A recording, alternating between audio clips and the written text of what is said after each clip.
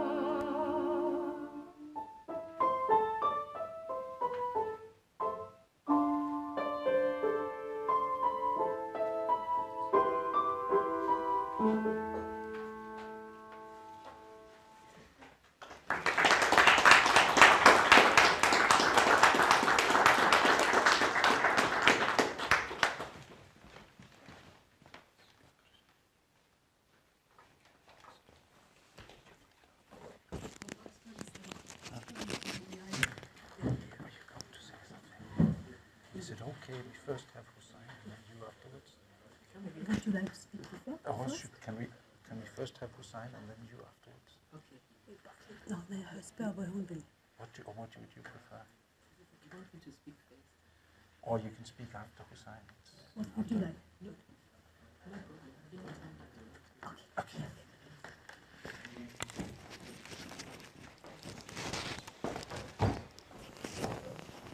Thank you very much. And before we go further, I forgot to ask everybody to turn off their handies so we don't have all of these odd sounds in between. And I also will announce that, as you can see, we are video filming it. That's going to be the presentations. It's not going to be that we will video film the discussion, because we want to be able to have a free and frank discussion. But we also would like those that cannot be here today still to be able to be part of the continuing debate we will have. So as a very short introduction to this event, for those that might not know it, I'll just say that we are representatives of the Executive Intelligence Review, an intelligence magazine published in the United States, as some of you might have seen. This here, which now is the 45th year that this is going out. And it was founded by the American economist and intellectual genius, presidential candidate many times over in the United States, Lyndon LaRouche, as part of his very active movement in order to intervene into not only in the US situation, but also setting the stage for a totally new kind of international politics to take over planet Earth and hopefully also greater parts of the universe as mankind progresses. We are also the Schiller Institute that was founded by his wife, Helga Sepp LaRouche, in 1984, specifically to have a forum for foreign policy on the one side, of nations getting together to create a new paradigm for mankind, but also, as the name Schiller comes from Friedrich Schiller, the German poet, philosopher, playwright, gives a way to have a cultural renaissance. That in order to get this new paradigm for mankind, it is not enough to solve practical problems. It is also necessary to create a new image of man, or recreate a much more positive image of man that existed in the world formerly, with writers like Friedrich Schiller, or in Denmark we have Hans Christian Andersen, as for example. People that had a very positive image of man, not as a raw material consuming animal that destroys planet Earth, but as a co-creator that helps to make this world an even more beautiful place, and takes responsibility for that, not just for him or herself, but also in order to set the stage for the coming generations. And this movement then has had as its core, which is very relevant to the present discussion, to create a new just world economic order, which has been an ongoing battle for, as I said, the last half century, with Mr. LaRouche as a driving force in all the time coming up with new ingenious ideas, new flanks of how to get nations around the world, how to put them together for what everybody now knows as the Chinese idea of win-win collaboration. but which again is an old tradition in Europe. This was also the principle in 1648 of the Peace of Westphalia, at a point when Europe almost destroyed itself by internal wars, by the 30 Years' War as the last of them. And the peoples and the nations recognized that if they were to survive, a higher principle had to be put into place. And this became then the Peace of Westphalia, where the idea was that instead of everybody going around meddling in other nations' internal affairs, you respect the national sovereignty of other nations, other places, and then on that basis, then you collaborate, but you don't just do it for your own benefit. You had this understanding that in order for the world to function better, you always had to think of the advantage of the other. What can I do so my neighbor is prosperous? If my neighbor is prosperous, then we'll have good collaboration instead of war. And this principle is then what we all the time tried to drive forward. In 1976, we had a big international conference on the industrialization of Africa, basically at that time laying out a vision of how the whole African continent could be united with high-speed rail, with maglev, we talked about at that time, with nuclear power, all kinds of development. And unfortunately, this was not immediately received that well in the paradigm of the Western world. This was not something that the United States, that Europe really went along with. There was this idea instead of what they called limited or appropriate technologies, saying, yes, we have one standard, but other countries like the developing countries, they shouldn't have the most modern technology, they should have something appropriate for them. And therefore, large-scale development really never came about in the form that we envisioned.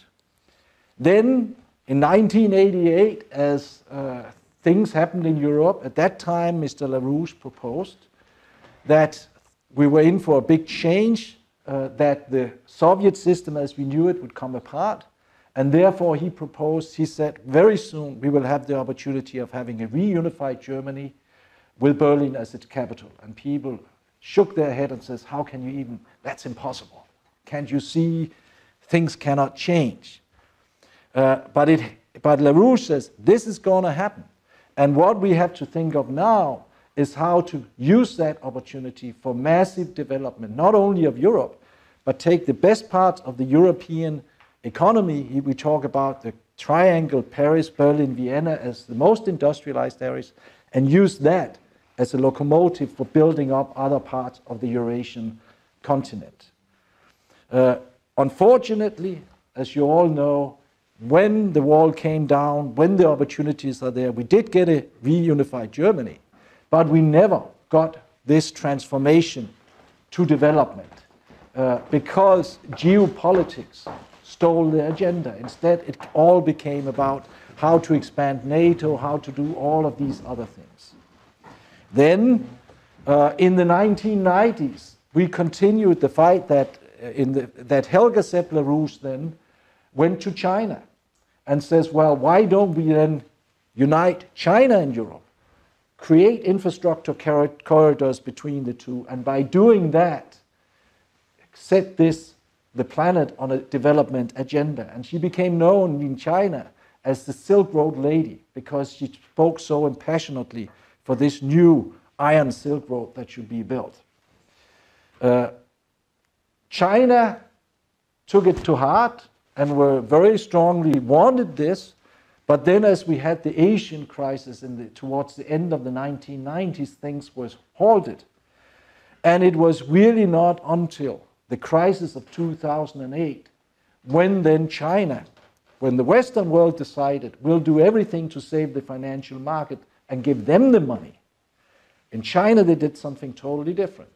They responded to the challenge of shrinking export markets to say, well, then we do now what we should have done earlier, we develop internally. And China began on a massive program of building high-speed rails, industrialization in depth, of really developing China to a degree where even though 10 years ago, there was no high-speed rail in China at all. Today, there's more high-speed rail in China than in the rest of the world together. And it's just the beginning. This is a continuing process. Then, in 2013, Xi Jinping, the Chinese president, visiting Kazakhstan, then took this agenda and says, now we make this global in a certain sense. And came and announced what at the time was called also the One Belt, One Road policy, or now it's called very much OBOR, the Belt and Road Initiative, the Silk Road policy. It has, as they say, a beautiful child has many names. And this then was launched to be what is now the Belt and Road Initiative. By far, I think, the biggest endeavor in human history, and it's going to be much, much bigger than it is right now. It's already engulfing a huge chunk of nations around the world, but I think that is also going to expand. What we have been then, our purpose throughout all this has been to say, this is great. China is doing, in their way, in the Chinese way, what we proposed, this policy of development. But we also want Europe and the United States to collaborate in that. This is something all of mankind should be engaged in. And this is the fight that we are presently leading to make this happen. And we might be closer to success than many people appreciate. I mean, I'm sure everybody has seen the attacks, the totally unprecedented attacks on Donald Trump in the United States. And as some people might have suspected, this has nothing to do with what Donald Trump is or is not.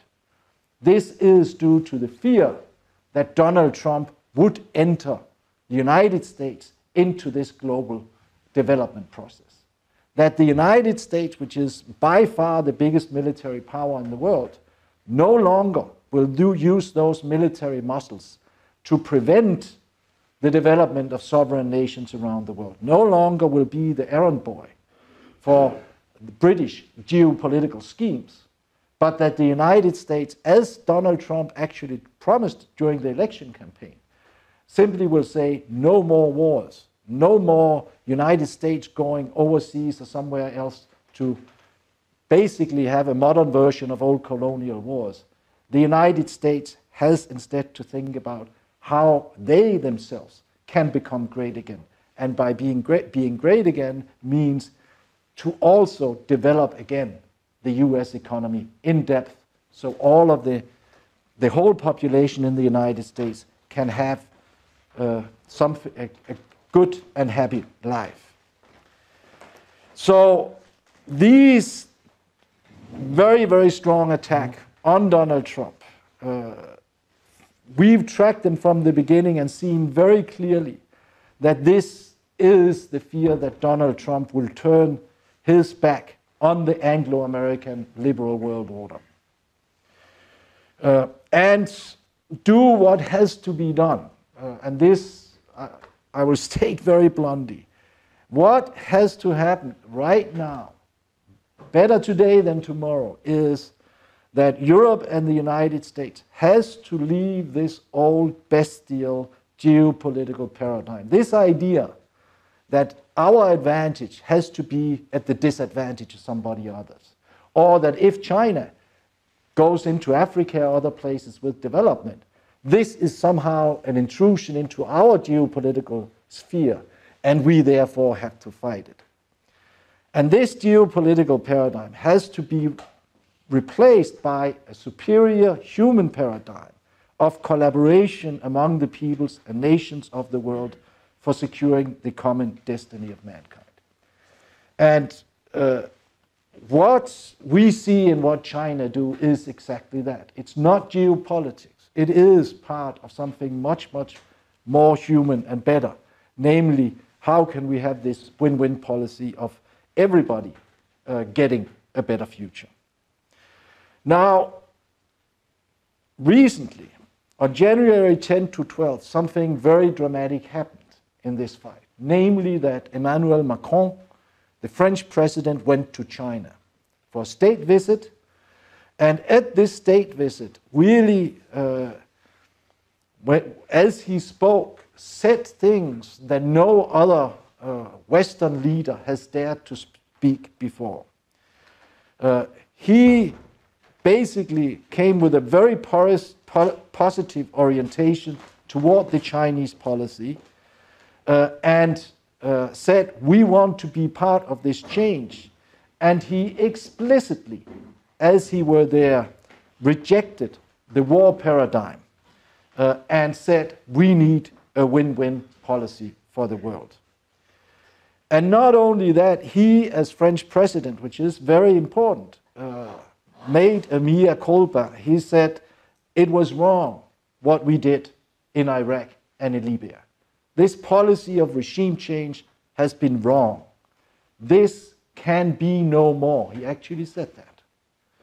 And he also spoke very warmly of the Chinese policies for Africa and the Chinese role of financing development in Africa, and said, well, we in France have certain experience with Africa. We have also made great mistakes in Africa in using development policy as a way of imposing our policies on nations. This, we have to make sure that this is not going to be what is happening. What we would like to do is to collaborate with China in the development of Africa, but in a development that's inclusive. That means that everybody can come on board. It's not going to be, I don't think he used the words geopolitics on it, but basically saying, now we have to leave the paradigm of geopolitics. Huh? In Africa and West Asia, yes. What Southwest Asia, what some call the Middle East, which the old British term, which we think should be instead called Southwest Asia, which is much more, covers that a lot better. And Macron says, well, he praised the Chinese for having contributed a new epic narrative for the fatigued Western world to envisage a new dream. That he then says Europe, with France as a mediator, definitely should be part of, and the world should get back to win-win multilateralism, you could say, against what also is there, this so-called American unilateralism, that the United States somehow should be the policeman dictating the policies for the world. So this is extremely, extremely important, because this opened the doors for Europe to actually, at a time when there's many other forces, geopolitical forces and others, in the European Union doing everything they can to say, no, no, no, we have to prevent China from coming into Europe, from joining with the Eastern and Central European nations with infrastructure. And so China is coming in, they want to steal things from us, we have to defend ourselves. This kind of old geopolitical paradigm. Then it's extremely important that the French president says, no, this is not what we think should happen. Instead, Europe has to join China in this global development policy. So, and the question is then very much up. What about the United States? We've seen this extreme infighting in the United States, where some have called it the deep state. What it really is you could say, the extended British Empire that has been attacking Trump. I mean, in the last couple of days, there's been very dramatic development. Devin Nunes, the chairman of the House Intelligence Committee, has for over half a year been fighting intensely with the FBI, with the Justice Ministry in the United States, to have them come clean with what really has been going on with this investigation of the so-called Russian collusion with the Trump campaign, Russiagate. This fairy tale, or narrative as they call it, that we've heard of Russia intervening into the American election campaign, which has been covered a lot in the media. There's even a special prosecutor, Robert Mueller, that has been appointed to investigate this. And what David Nunes and his committee found out is that once they pushed the FBI, the Justice Department enough, threatened them with sending them to jail if they don't tell what they know, they found out that there was no evidence at all. That the whole investigation, the so-called Russiagate, was initiated solely on the basis of a dossier created by a British intelligence operative, Christopher Steele, former agent for MI6, but who also has been an employee and working for the FBI on this, who was paid by the Democratic campaign and Hillary's campaign to come up with dirt on Donald Trump. And this dossier he then came up with was the basis for going to the FISA court, for the court that can allow that you wiretap and surveil American citizens if you have reason to fear that they work for foreign nations, like for instance Russia. Well, they used this dossier, which has turned out to be total fake, no substance, to go to the court and say, we have credible evidence that the Trump campaign might be in collusions with Russia, and therefore we have to wiretap them, we have to surveil them. Carter Page was the first they did this with, in order to find out if there's a threat to the nation from this. Now, what they did not tell the court, and this is what the Devin Nunes found out, and he just released on Friday a 4-page memo going through this.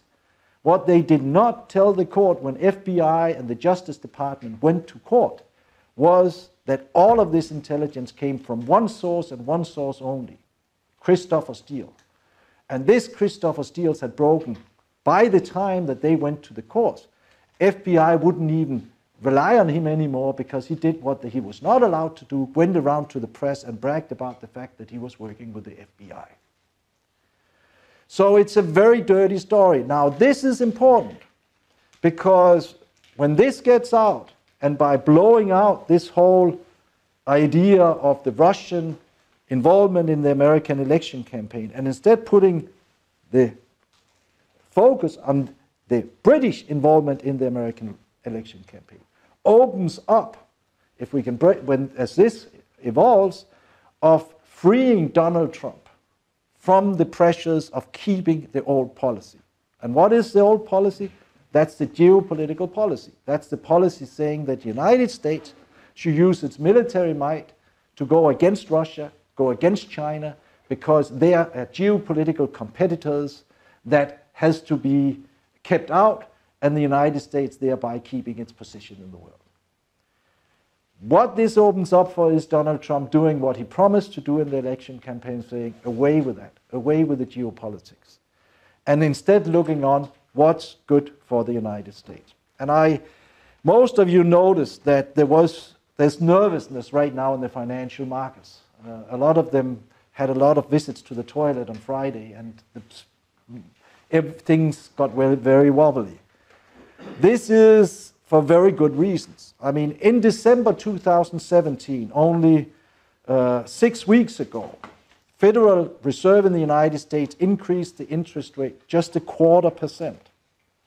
Then Donald Trump and the Republicans went through with tax cuts, which is going to add $1,500 billion to the borrowing needs of the United States. Now, in the course of these 6 weeks, the US dollar went from 85 euro cents down to 80 euro cents. That's a collapse of 6%. At the same time, the 10-year bond in the United States, state bond, went from 2.84%, 2.42% in interest rate to 2.84%. In just 6 weeks, that's an increase of 17%. And it just indicates that interest rates are under extreme pressure to go up, up, up.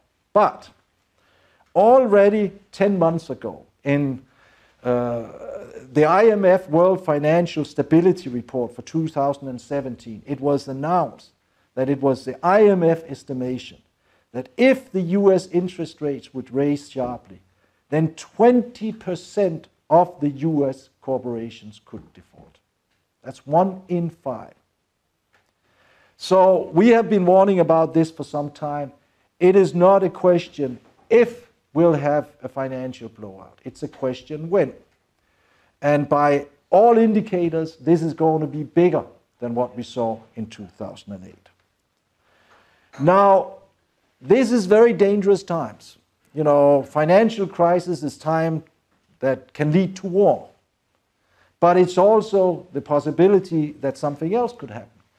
That Donald Trump and the United States decides, under that pressure, that yes, we will take the solution that are at hand. That instead of continue with geopolitics, we will instead join with the Chinese policy, and it's not just the Chinese policy, it's also the Russian policies, it's also the policy for most of Asia right now. It's the policies where all sane forces rally behind, of this win-win collaboration and massive industrialization, massive development for increasing the productive powers of mankind. And this means that if this happens, this is not just a little, it's not a correction of the course or a small change. This means a new paradigm. This means that the paradigm of economic development for all nations suddenly becomes the rule, becomes the law. That the principle of the United Nations of non-interference of other nations will stand, but added to that will be the policy of all of these nations collaborating for mutual benefit in economic development. And this will revolutionize things on earth. This will mean, without any comparison, the biggest renaissance in human history, because this will then be the first time where you don't have a renaissance, where you don't have improved conditions for a little city or for a country or a group of countries. We have right now a world which is much more connected already than ever before. And it means that new scientific and technological discoveries immediately can be conveyed to the whole planet. So this, as I see it, is the very dramatic perspective before us. And in order to make this very concrete in one very, very exciting part of the globe right now, the African continent, this and the Southeast Asia, this is something we made this recent report on, and we are very, very happy to have the author, one of the primary authors of this report, Hussein Askary, to be here to speak about this. I'll say very Southwest Asia, extending the new Silk Road to West Asia and Africa. And very shortly to introduce Hussein, I can just say that he's a very dear friend and collaborator for a long time. He fled Iraq in 1991, came to Norway, then it was a very fortunate occurrence that he ran into our campaign and joined it in 94. And since that time has become an extremely important and valued participant, especially taking care of the Arabic world and the Southwest Asia region. Later he then moved to Sweden, became a Swedish citizen, also headed up our campaign in Sweden for a long time. But throughout his this very long collaboration, became a very close collaborator also with Lyndon LaRouche personally, coordinating, getting him also out in the Arabic world. He also was one of the co-authors of the Eurasian Land Bridge report that was published in 2016, I hope most of you have seen. And he also took it upon himself to translate that single-handedly into Arabic to make sure it got coverage in that part of the world. And as I said, recently he then also was the co-author or the major author of this very, very beautiful report we just came out with as a blueprint for nations that are considering how do we actually enter into this new paradigm. What should we do? Well, first thing is you get a lot of these reports and then you sit down and study and discuss and apply. So with that being said, I would like Hussein to take the floor. Yes.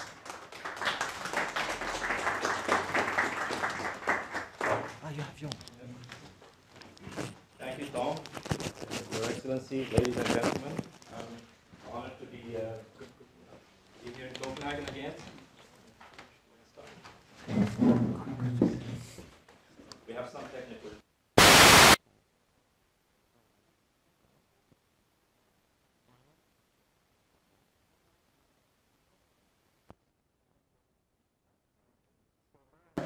Han kan bare få den her så. No, because then you need each one later.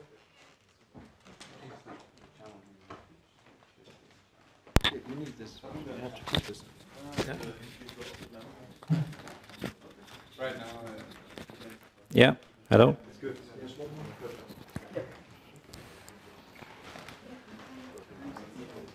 You want the projector? Yeah.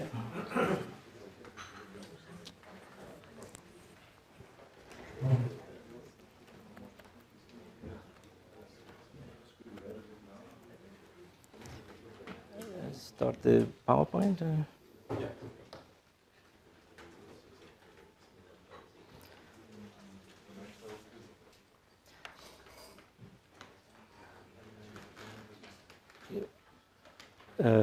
Just slideshow. Yeah.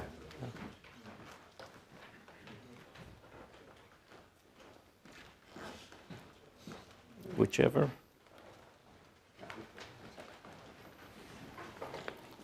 Okay. So this report came out of discussions I had with Mrs. Helga Tseplarouche, the chairman of the Schiller Institute, last year, because she has actually called many times earlier that to establish peace in the Southwest Asia and Africa, you need economic development. And when the whole Belt and Road initiative, started to explode internationally, so it was the right moment to bring that into a concrete form and propose to the nations of West Asia and Africa how to work. The aim of the report itself is to inspire people that peace and development on the whole globe is possible, that people and nations can live together in peace and prosperity. And we do that by taking the worst case in the world, which is Southwest Asia, the Middle East, and Africa, and show how these two regions could become the most prosperous and peaceful regions in the world by 2050. Of course, there is a focus on the Chinese role there, but it's not simply a Chinese, because our aim is also to involve Europe and the United States in this win-win collaboration. Now, the ideas of the report which is very important that people take a look at that first before moving to the projects that will be built or not built, to understand what economics are, according to Lyndon LaRouche, which we call physical economy. Physical economy has nothing to do with money. It's a society's capability to discover universal scientific principles and utilize these universal principles as technology to improve the living standards of the population, increase the productivity of society, and make it possible to sustain that development. And that type of scientific discovery happens usually inside the mind of the individual, a single individual, and it's spread into society. Therefore, the development of the individual is a key parameter. In physical economy, as LaRouche teaches it, is what we focus on what we call the physical reality. And we also try, as we do in this book, is we try to get rid of certain axioms which prevent human societies from development and is today preventing the possibility of developing Africa and other parts of the world. For example, that there are limited resources. Economy is about how to distribute the limited resources on Earth. There is no such a thing as limited resources. There's only limited knowledge and scientific advancement. Because the human race, we have gone through many phases. Every time we discover a new scientific principle, we can use that to move our society, for example, in terms of energy. We went from wood to coal to oil and gas to uranium and fission, and now we have another stage, which is fusion, which can provide the human race with abundant, almost free energy for hundreds of years. But that depends on scientific. So we human beings have created new resources. For example, aluminum, it's 8% of the crust of Earth is, you have aluminum in form of bauxite, but it's a salt. You can't use it. It was one of the most expensive metals in the 17th and 18th century. Napoleon Bonaparte is reported he was serving his guests on plates of gold, but he would eat on a plate of aluminum because it was much more valuable. But with the Industrial Revolution, with the invention or the discovery of electromagnetism, it became possible to produce aluminum in massive quantities, very, very cheap. And aluminum is now everywhere. So that's a resource which we created from nothing. And it's the same thing for many other things. We can create new resources in the future with the use of the fusion technology. So that understanding of economy helps us also to be able to, as LaRouche has done, to forecast where a nation's or a group of nations' economy is going. This is one of the most famous works of LaRouche. It's called the typical collapse function. He followed the development in the United States and Europe, Western Europe, from the early 70s, or at least from the assassination of President Kennedy. And there was a paradigm shift against industrialization, against technological development. And the investments of the United States and Europe have been declining. Investments in basically in infrastructure first and foremost, and also in scientific advancement. At the same time, we had an enormous growth of financial assets and monetary assets, printing money, creating financial assets in the financial institutions and banks, and selling them back and forth. And most investments went into that branch of the economy. And LaRouche in 1995 said this is going to collapse. The discrepancy between that, but also the discrepancy between the production of financial instruments and the printing of money. So, and it really happened in 2008. Now, what China is doing is the opposite. China, this curve is going upward, has been going upward, investments in infrastructure, and at the same time, the monetary and financial power of China has been growing. So there is a harmony between the increase in the physical investments and productivity and the increase in the financial. So therefore, China will not have any financial problems or crisis or crash as it's being predicted in the West, because China's assets are in the physical world. It's not in the banking or financial institutions.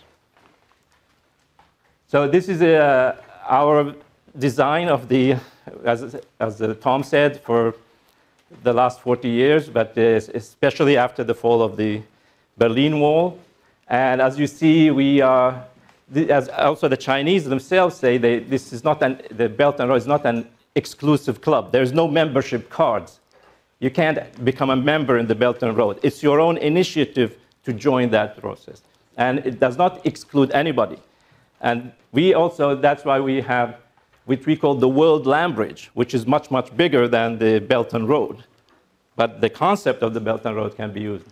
It is a different image with the focus on Africa, and also we include the belt, the economic belt of the Silk Road, the 3 branches, and the maritime Silk Road. And Africa, this is the true size of Africa. So our idea is how the impact of the Belt and Road on the development of West Asia and Africa can now realize many of the plans and ideas we have been developing for many years. Because China is the first major power now which is willing to offer its total toolkit of economic development and financing to other nations to do exactly what China managed to do at home. Mr. Lyndon LaRouche was in Abu Dhabi in 2002 at the Zayed Center. He made a speech on it was a conference on oil and energy in the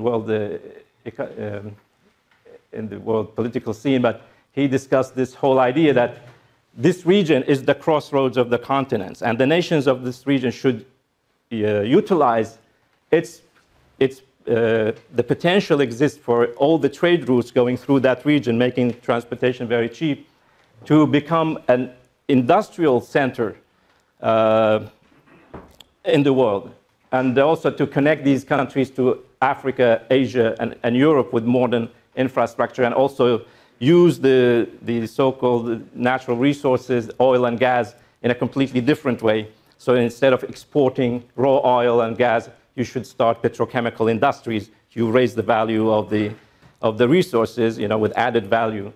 And then, interesting development happened. As this region, everybody knows, this is the most war-torn region in the world. But it has fantastic possibilities too. It has fantastic resources in addition to it. But the geopolitical games we have had in the world has made this country into what LaRouche calls a cockpit, where the cocks fight, but others are betting on them on the sides, and nations are fighting each other, but not for their own interest, but for someone else's interest. And in 2016, President Xi Jinping made a visit to these key countries in the region. As you know, we have this insane push to have religious wars and sectarian wars, Shia-Sunni wars. And President Xi Jinping made a very interesting choice by meeting these leaders, because they seem to be on the different sides of the fight. And he offered the whole idea, the idea to extend the Belt and Road into this region. He offered to help these nations with infrastructure, water management, nuclear power, and so on and so forth, as a means to establish peace, which is a correct idea.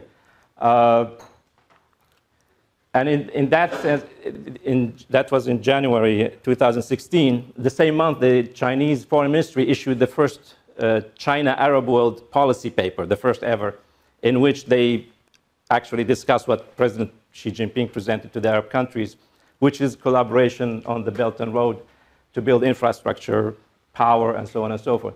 In 2014, we already had presented an idea for the reconstruction of Syria as an example for what can be done in the region, how you rebuild a country which is completely destroyed by war, including how to finance the rebuilding of the country. We called it Project Phoenix. Myself and a friend of mine, Ulf Sandmark, also a member of the Schiller Institute, we wrote it together, and it was presented to the Syrian government. Now, the Syrian government is actively working with China, with the BRICS countries, to really implement this idea of extending the Silk Road to Syria, because Syria has a very interesting position, and China has also openly offered to help reconstruct Syria. So we are very happy for that development, but with the peaceful negotiations now going on in Sochi and Geneva, hopefully this will lead to the idea of the economic part, because it's not enough to have political agreements. What you need is economic development. If you don't have economic development, all these agreements will be useless. So we moved to Africa. Africa there have been plans by the African Union, by groups of African nations since independence, for developing Africa, integrating Africa. This is a plan which was put by the Lagos Plan of Action in 1982, but to connect all the capitals of Africa with modern highways, roads, something which we don't prefer for long haul transportation. High-speed trains would be better. But anyway, African nations have had all these fantastic ideas for a long time, but they were never realized. And some of the reasons are related to these geopolitical games, which have been played by big powers. And also, there are, of course, internal problems and factors in each African nation which contribute to this. But the overall attitude towards Africa has been wrong. Africa has been considered as a source of cheap raw materials, a market for weapons, not a market for high technology or industrial capability. And that has been a big problem because that made Africa completely dependent on export of raw materials. And of course, the money would go somewhere else, not to Africa. Now, this is something we have looked at. It's by the way, China is the biggest trade partner with Africa. It's the biggest aid donor, but it's not the biggest investor in Africa. The biggest investors in Africa are the United States and Britain. They're even bigger, have bigger investments in Africa than China does. But China will soon surpass that. But the blue line is the US investments that have been steady until 2008 when the financial crisis hit. President Obama also shifted the policy of, with fracking, producing oil and hydrocarbons in the United States instead of importing. But also you had the collapse of the commodity markets. But the Chinese have been constant. I mean, you have a dip there after the financial crisis, but then they continued. The United States under Obama came down to 0 investments in Africa per year. The United States does not invest anymore. China, President Obama's foreign ministry told African diplomats when he became president, he said, we don't do infrastructure, okay? Forget about it. We don't build infrastructure. So where does the investments go? Because people accuse China of attempting to loot the resources of Africa. That's why they are there.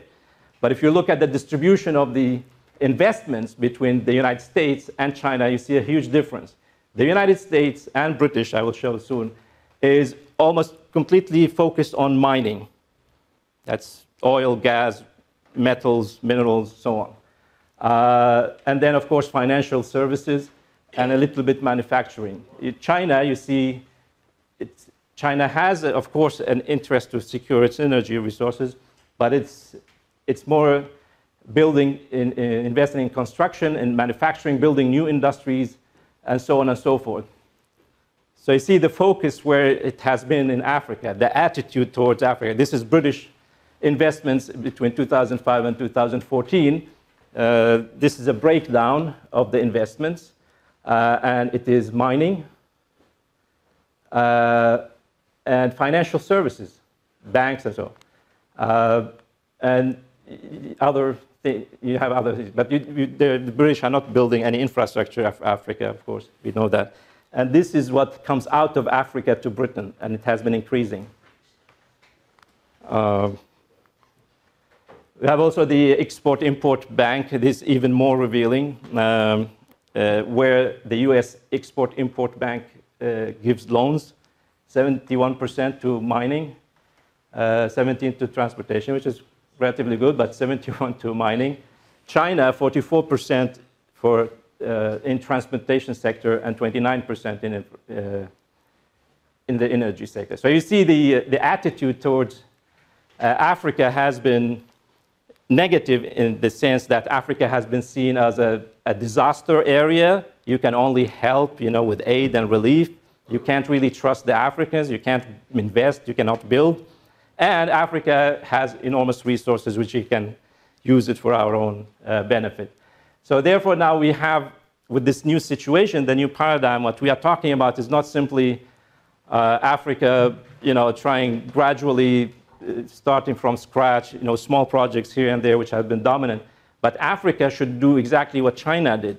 The Chinese did not go back 100 years to find technologies that fit the poor Chinese market. They went to the highest existing technologies, like, for example, high-speed railway, and started building high-speed railway. You don't go back and build steam engines because that's appropriate for a poor country. And that's where we call for to look at Africa in a completely different way. Africa should get the latest technologies that are available in the world to make Africa leap ahead, not just to slowly crawl. This is also part of the, I think I missed one thing here. No, I don't have it. The World Bank has invested more than China and the United States and Britain in Africa. But nowhere you see the impact of that investment, because it's not really focused on developing the infrastructure or anything. It's a lot of civil society projects, small projects, aid projects, relief projects, and so on and so forth. And this is the typical thing you find on the web pages of the international aid organizations. This is how we solve the problem of water in Africa. You know, what it means that these ladies, they still have to walk for kilometers carrying these heavy things to bring water from this pump. That's not development. This is continuing the terrible conditions.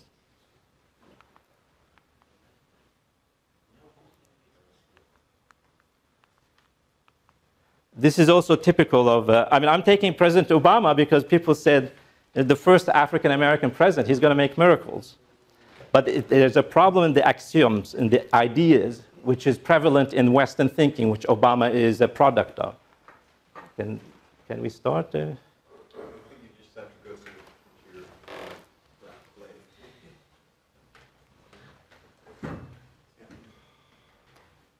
Okay, just a second.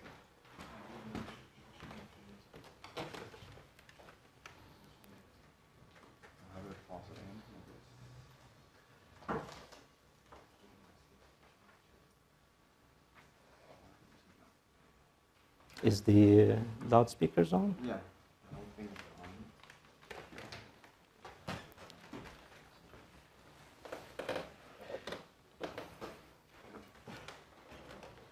on. This is a speech by President Obama in South Africa in 2013.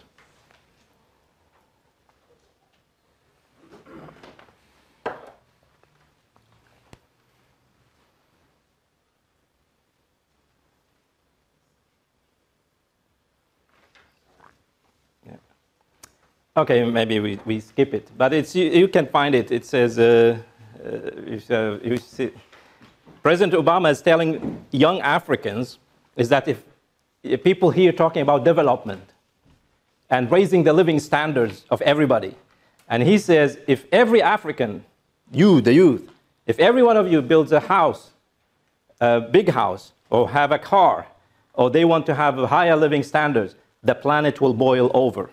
So if you search Obama planet boils over or South Africa, you will find the video. And I think people were shocked there because, you know, he says, forget about development. We will not let you develop. And this is said by somebody who has a house which is worth $8 million.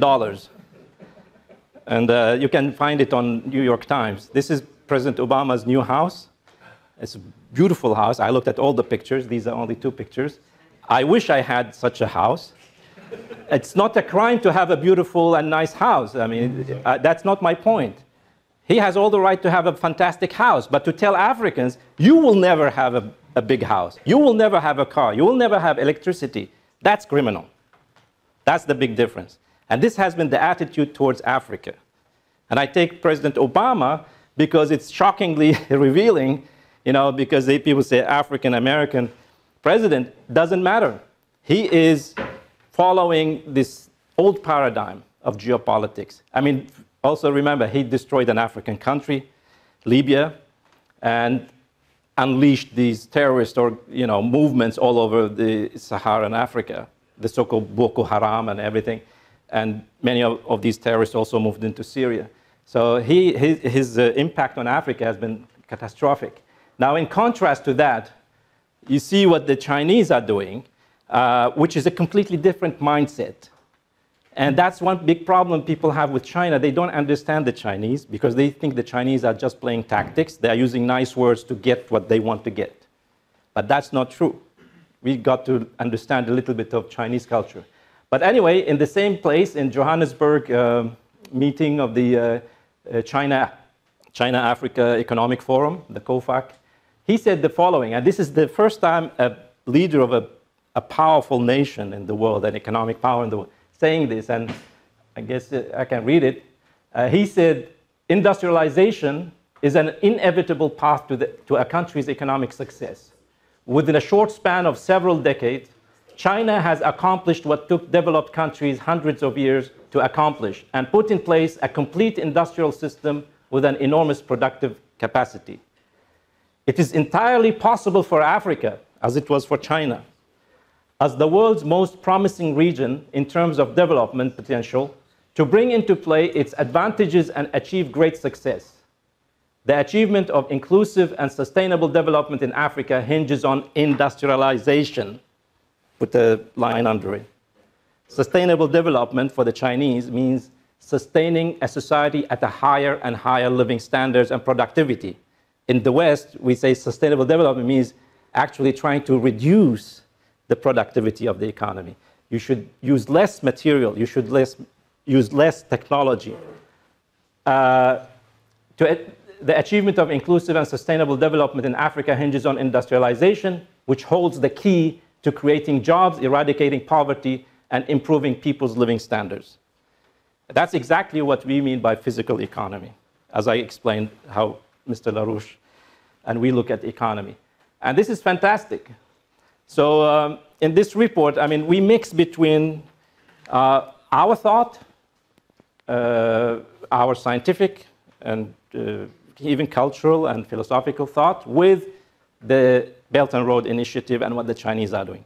So it's not like we are promoting only what the Chinese are doing. We are promoting what we think is the correct policy, which everybody, including the Chinese, need to understand a little bit deeper. And I think the Chinese have understood Mr. LaRouche's physical economy. That's why they have managed to accomplish this. Anyway, just quickly, we make recommendations to the nations of West Asia and Africa.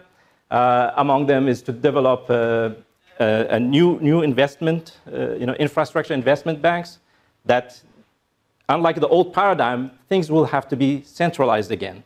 The state must play its key role in finding financial resources, creating financial resources for development internally, and having credit from other powers, because when you want to import technology which you can't produce at home, you need credit from outside, from the exporters, to allow you to use the machines until you can stand on your feet. So a combination of national and regional infrastructure banks, which we can actually design for countries. Any country which is interested, we can design a bank for them, how to internally finance certain part of the infrastructure, which can be done internally. And the other recommendation is that Africa has to be to integrate the infrastructure systems of Africa, especially the transport, to make Africa smaller. So you can, compress Africa, bring the countries closer to each other to increase the productivity of the economy, because you have resources and population in different parts of the continent. You need to bring everything closer together so it becomes cost effective. But without high-speed transportation system, without cheap energy, it's impossible to do that. Of course, navigation networks included in that. I will show a couple of hydropower. The rivers of Africa contain enormous potential for hydropower, and that's something which is being worked on. Europe and the United States have opposed that. Going nuclear, Africa should, in the future, go into the nuclear sphere. South Africa has already a nuclear program. Egypt has just signed an agreement with Russia to build the first 4 power plants, nuclear power plants. And Africa should really seriously think about establishing atomic energy institutions in each government, but also the African Union should take this as a key, because nuclear power is the power of the future. In Europe, they say nuclear power is an old technology. It's quite ironical. Focus on upper value chains of mining through petrochemical mining industry. As I said, African and the Arab nations, they don't need to export oil. You just take example of the oil being exported for $50 a barrel. If you turn that barrel into plastics, which is now everywhere you go is plastics exist, and also other chemical products. Instead of $50, you can generate $500 of value if you sell plastics to Europe rather than oil, and so on and so forth. So this is also the mining sector in Africa. You need to build metal industries, because the construction of all these projects we are proposing and China is proposing in Africa, you can't import steel and cement all over the planet to Africa.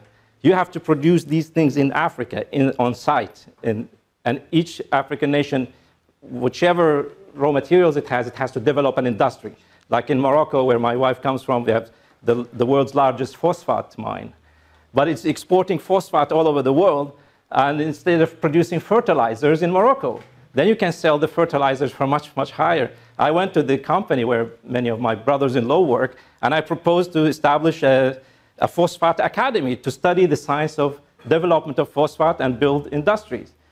You know, they say, well, the king has to decide. I say, okay, give me an appointment with the king. I said, I want to meet the king of Morocco.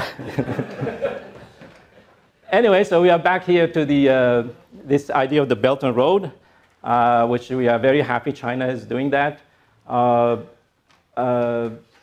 This is the idea we have. As I said, we can't depend on roads only. Roads are useful, but only for short range. You can't have trucks traveling from Alexandria in Egypt to Cape Town, and that's not economical. Even in Europe, we have a big problem. The trucks are filling the highways of Europe, and it's completely uneconomical. It's better to use high-speed rail for transportation of goods for long range distance. So that's, we are taking this African idea and we say, build high-speed railway, but you will need to anyway build highways to start the construction. The Prime Minister of China was in East Africa in 2014. And he was also in West Africa, did the same tour. And he proposed that, he said China is willing to connect all the African capitals with high-speed rail. And that was much welcome. And there was a lot of skepticism in Africa against the Chinese, like it is around the world. I mean, we tried to explain some of the issues. There's a lot of lies about what the Chinese are doing. They are moving farmers to Africa. They are, having all their workforce in Africa are Chinese workers. They bring prisoners from China to work in Africa. It's completely untrue. The Europeans are looting African agricultural land by producing sugar, cane, and jatropha for ethanol and diesel for cars in Europe. We document this in the report. Just as an example, China is not interested in agriculture for its own self in Africa because it doesn't make sense for China to grow food in Africa because rice, for example, in Cameroon costs twice as much as in China. So it's better for China to export rice to Cameroon rather than import from Cameroon. Tea in Mali costs 4 times more than in China. So it's better for China to produce tea and sell it to the Africans. So why China? The Chinese went to Africa in the 90s to look for the agricultural projects. There were many agreements. And they came down and there is no infrastructure. There are no irrigation systems. There is no skilled labor. And they packed and went.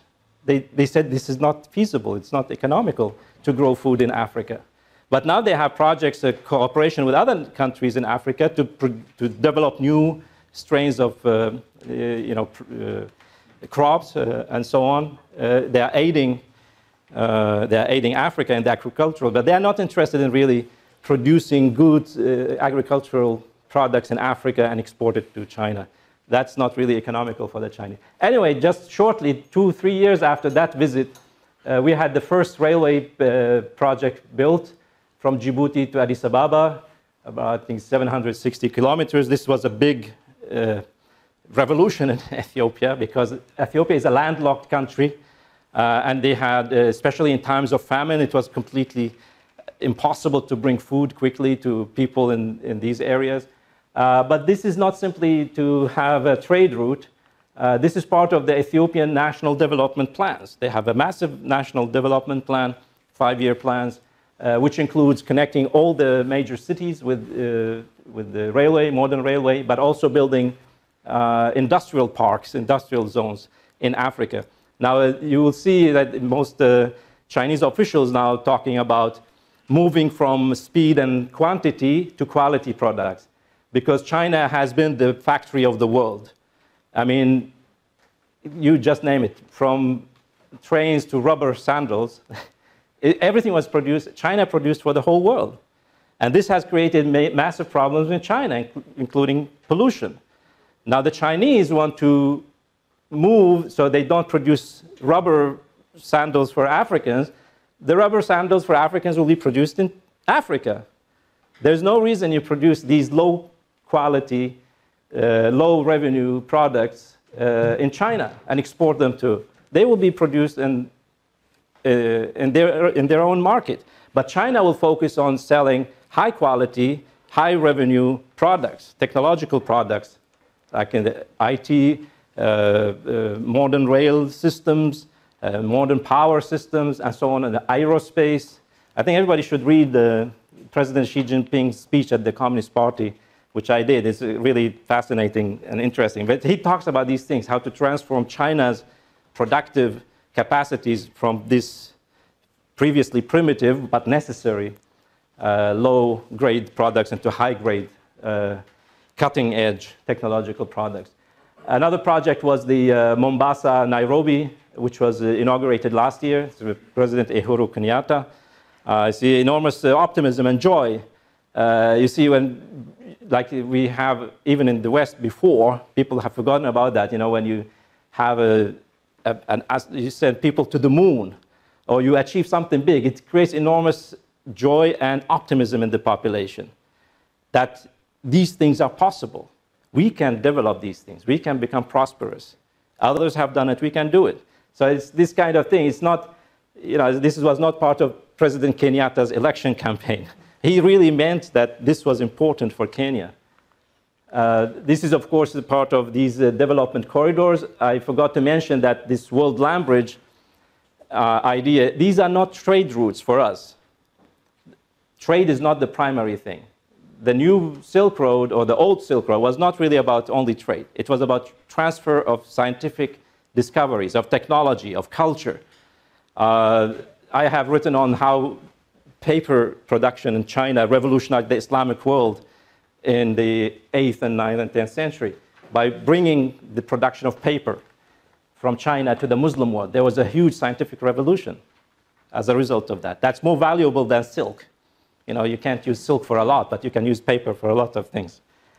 Anyway, so these are development corridors which will include transport, water, power from one region to the other. And the idea, it's obvious what the intention of the Chinese is to integrate the whole African continent. This is the Benguela and Tazara railways, which already connect the east and west coast of Africa, southern part of Africa. Now, other nations not necessarily depend on China to do that. Egypt, for example, they are now on a massive development process. I mean, they cooperate a lot with China, but they built this new Suez Canal to double the tracks of the Suez Canal to allow more shipping. And they are building an industrial zone around the Suez Canal in Sinai, which is a completely deserted place. Now it's being developed. They're building a new capital city nearby. And that was done by Egyptians. By Egyptian companies, but they imported machines and so on. So there's a massive development, and it was overseen personally by President Al-Sisi. And this is the head of the Suez Canal Authority, which I had the honor to visit and give him a copy of our Arabic report. So the nations are doing these things on their own. There are other nations who would need assistance. So the Belt and Road is not a Chinese monopoly. You decide if you want to join or not. What you do in your country. It's not about trade from China to Africa or Germany. It's about what does Germany want to do? How do you want to live? The same question to every nation. This is the Transaqua project, which is an idea developed by an Italian consulting company, and personally, Dr. Marcello Vicchi. He's an engineer, and he presented this idea already in the 70s because Lake Chad, which is very central and key to more than 30 million people in Chad, is drying up. It's only 10% of its original size. People depend completely on the water as a fisherman or as, for grazing for animals. And people are immigrating from these regions. And, people in Europe talk about all these immigrants coming to Europe. You have to look at how many immigrants and refugees are in Africa itself, in neighboring countries. They're in the millions. And there's 1 million African refugees in Ethiopia. So it's a much, much worse crisis in Africa Mass immigration, people moving to other countries where there is water. And that's creating conflict. So anyway, the idea is to bring only 5% of the Congo River's tributaries at the highlands of the Congo by building a canal, almost 2,000 kilometers long, artificial canal, to tap water from the tributaries in this region and into the Central African Republic and down the Chari River into the lake. And this way you can restore the Lake Chad to its original size and also create a transport. This could be a navigable canal to connect these regions. You can build power plants here, hydropower plants. You can build industrial and agricultural centers. And at the same time, as part of the project, you build the highway or railway between Mombasa and Dar es Salaam or Lagos in Africa. So this is a very central project for Africa, and we have been propagating this for many years. The European Union rejected the idea completely. They said it's not good for nature. I don't understand how it's not environmentally friendly, they said, to transfer massive amounts of water to dry regions. This is no. Nobody wants that. So now the Chinese last year, Power China, which built the Three Gorges Dam in China, it's one of the biggest water construction. They signed a memorandum of understanding with the Lake Chad Commission to make a feasibility study of the project. And I think that only the Chinese can build such a big thing. But there are many issues have to be resolved, of course, with Democratic Republic of Congo. I'm sorry, this is an old map, says Zaire there, but I mean the Democratic. So, and this project will intersect many of these development corridors between north and south, between east and west. So that region, instead of being a place where people immigrate from, this will be a region where people will come to have a good life. And I think this is something that the president of Ghana mentioned in his meeting with Macron, that we don't want our young people, our resources, which we educate, to take these dangerous journeys and may drown in the Mediterranean, just looking for a better life. We want them to stay here and build that better life here in Africa. And that's how you do it. You don't do it through aid programs. You do it through massive state-to-state infrastructure development. An example of other nations who are doing things on their own is Morocco. They're building the first high-speed rail. These other railways I showed in Ethiopia, these are standard gauge railways. These are not high-speed rail, but they are relatively, 160 to 200 kilometers. That's good. High-speed railways can reach 300 kilometers, but magnetic levitation trains which reach 500-600 kilometers, that should be in the future. And passengers, that's what the Chinese did. A revolution they did in transport, they separated cargo railways from passenger railways. They use high-speed railway for passengers and the standard gauge system for cargo shipping. So that revolutionized transport in China, actually. It increased the efficiency of the transport system very much. So that Africa should go from standard gauge to high-speed to magnetic and use these other systems as the Chinese have done. So this is the first project. It will be inaugurated this year between Tangier and Rabat. But we are very ambitious. We are not talking about only Morocco. We want to connect Spain to Morocco with a tunnel under the Gibraltar Strait.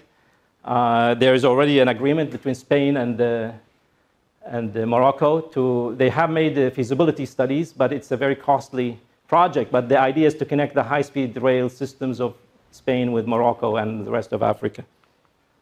We have also the idea, which is one of our Italian friends, a bridge builder, had this idea to connect Sicily in Italy to Tunisia through tunnels and bridges, creating artificial islands in between for other purposes.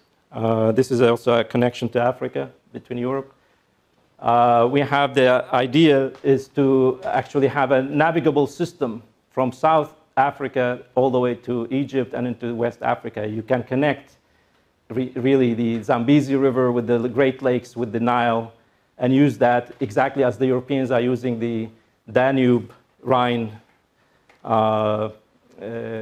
You see all these ships on the Rhine. They go all over Europe. And that's a fantastic vehicle for transport between East and West.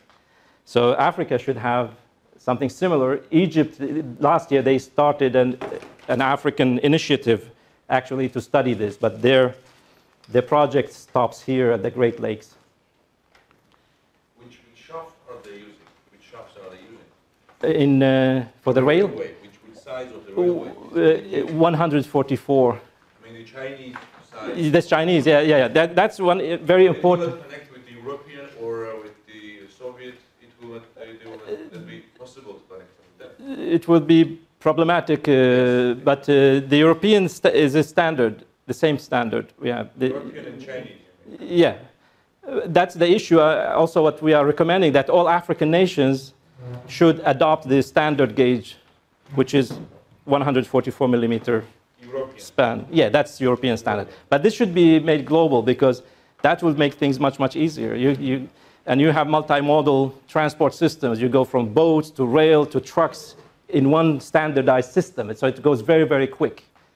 So you have to have a completely new thing to move from one country to another country, or from a boat to a train, or from a train to a truck.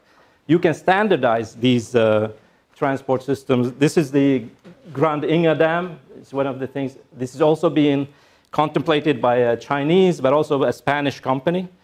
And the government of the DRC are very open for this project, but there have been all these conflicts. The World Bank just pulled out of the project in protest.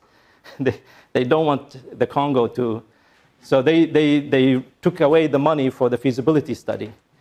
Now this project is massive. It will produce 40,000 megawatts of power, which is many times more than what all these nations in the region consuming. It will be twice as big as the Chinese Three Gorges Dam. So this is a huge project. And it will give electricity to tens of millions and maybe hundreds of millions of people.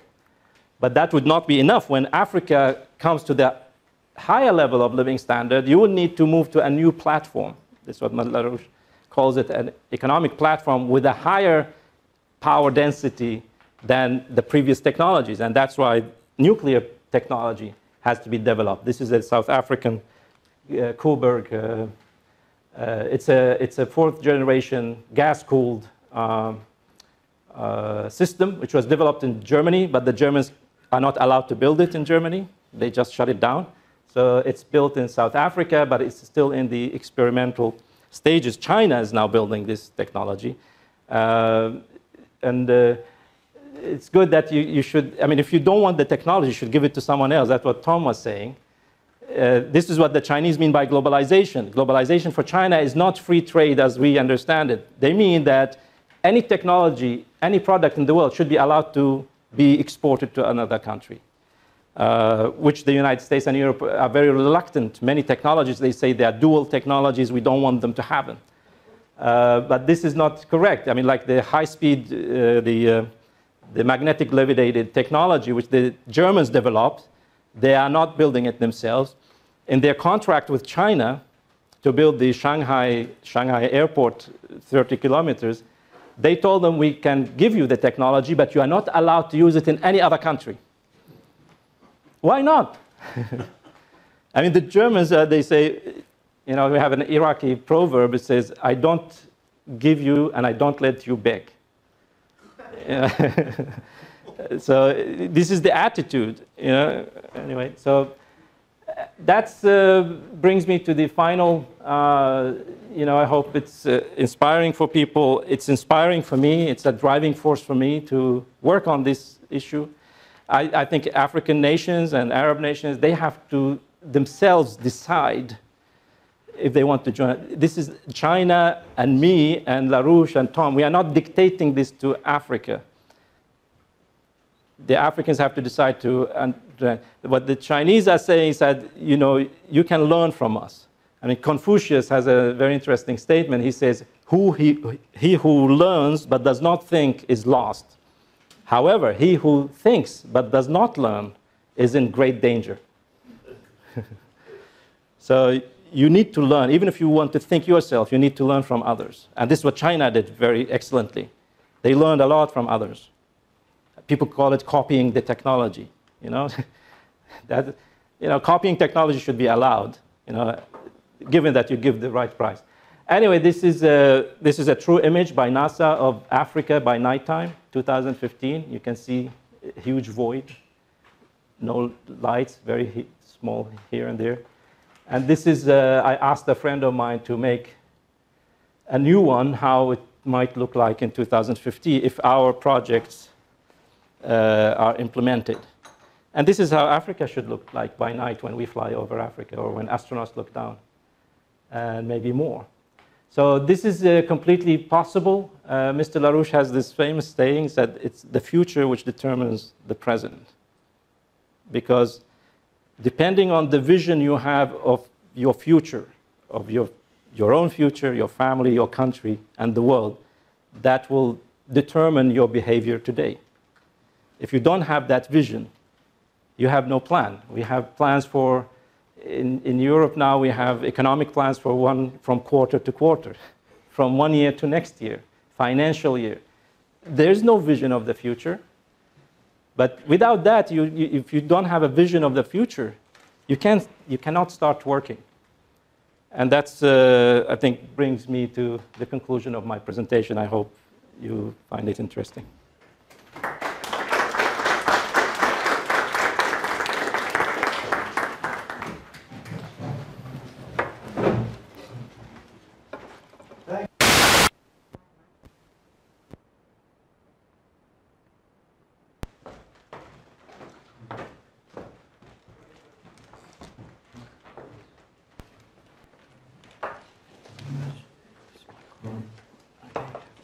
Okay. You have to go? Okay. Yeah. Well, thank you very much, Hussein. And we will have ample opportunity to ask Hussein questions. Before that, I would invite Her Excellency, the Ambassador from Ghana to Denmark, Mrs. Amole Olinu Awua Asum-Moa, to come and say a few words here, since we are discussing here the perspective of the African continent. And can I give this to you? Okay, where did I put it? Oh, thank you. Thank you. You can leave it on the table. Yeah. Thank you very much, Are you Tom. leaving? No. Yeah, when I came and I saw that I'm going to give a speech, I said, wow. You have one? I knew You I'm have one? supposed to give just Or you send me any? a remarks, a passing remark sort of. So I'm happy that you've corrected that. I don't have a prepared speech. And I want to thank the organizers for inviting me to give a short remarks. Looking at the seminar and what has been discussed here, for me, it's a very laudable idea, especially talking about the new silk project by China. Africa, I want to look at it from this perspective. When you look at the Sustainable Development Goals and poverty in Africa, it's a big problem. If you look at the 17 goals of the Sustainable Development Goals, the unifying word or commitment is talking about ending poverty. And if you look at the continent, or if you look at, the continent, you realize that Africa is a very poor country, even though we are one of the continents with great resources in terms of raw materials. Both speakers have talked about looting of Africa. Most of our raw materials have been looted. And it's about time, if you talk about global cooperation, peace and development, if we want peace and development in the whole world, then there is a need for equality in everything that we do. There's a need for the same living standard in Europe, the same living standard in Africa. And this is what most African countries have come to realize, that we want to industrialize.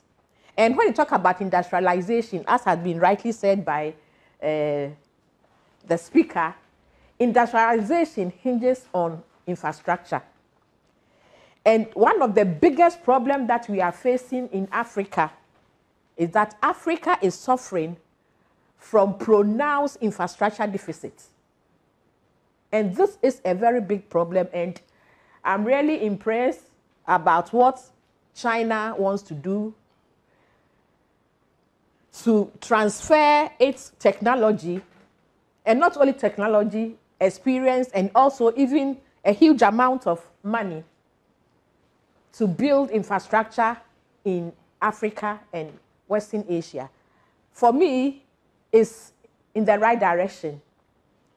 Because if you look at the problems in Africa, you see Africa as a very poor country. You see Africa with all sorts of disaster. And when you talk about even migration, it's a big issue. Why are most Africans, and for that matter, Ghanaians, leaving their country to other continents? It's because of greener pastures. So if we industrialize, where we can add value to our raw materials, there will be a lot of work for most of us. And if you look at the flagship program of our president, Nana Akufo-Addo, he's talking about planting and creating jobs for the youth. We have come out with so many flagship programs talking about one district, one factory in Ghana. And all that we are talking about here is industrialization. Because when it comes to raw materials, or Africa, most of African countries, we are agricultural countries. And most of our raw materials are exported here. If you talk about cocoa, which is the leading, Ghana and Ivory Coast are the leading countries. But when you talk about the amount of money that we get out of cocoa products, Africa, and for that matter, Ghana and Ivory Coast, the amount that comes to us is very, very minimal. It's nothing to write home about. So for me, this initiative is a very laudable one. And as far as my country is concerned, we are going to embrace it. And I know my other African countries will also do that, because it's high time we bridge the gap between the haves and the haves not. Thank you very much.